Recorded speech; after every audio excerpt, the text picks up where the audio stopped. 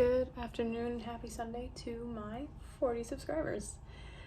Today's name of the day is Byron, and Byron became not super popular, but popularized, as I actually know a couple, after Lord Byron, the poet. But before I go into Lord Byron and all that, I'm gonna go into the history and meaning of the name Byron. So Byron, which is now more commonly used as a first name, but you'll probably still hear it as a last name, is a toponymic surname. Well, at least came from a surname, came from a last name. And it came from the place in England, Byron, North Yorkshire, which is an area, right? And you'll actually realize some more Old English names that we use common day, or at least Middle English names that we use many times in the UK and the US and North America, come from they're toponymic, or they're just how do you say it, like occupation jobs, which is a big thing with Old English names. And so it's a mix of both, which I find interesting. It is not just a name derived from a place, from Byram. The difference is Byron, the name, B-Y-R-O-N, and the place is B-Y-R-A-M.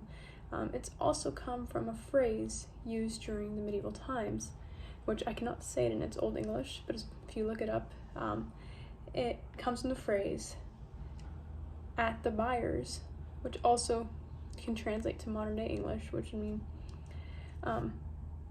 place by the cowsheds.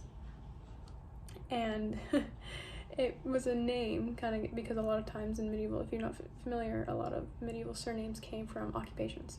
And so it became a surname to families, to those who worked with cattle, with cows.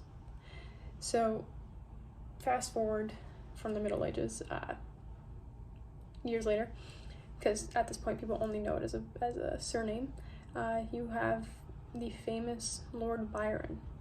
He becomes very popular, right? He's a poet, and people still in many places still read his books, which is why I kind of chose the name Byron as today, because I was reading some of his poetry. And I actually, because I'm the dumb one, I thought Byron was his name. It's his surname, it's his last name. But if you look it up, yeah, like I said, 1 in every 5,000 is named Byron now. And it's usually given to people as a homage to Lord Byron the poet, as he has quite a few poems that are popular. But that is all. I was going to go into Lord Byron a little bit as a person. I actually don't mind his poetry. I think some of his poetry is very pretty. Him as a person, on the other hand, is odd. Anywho, that's another deep dive on the interwebs to go for. I'm not going to get into that. But anyways, happy Sunday.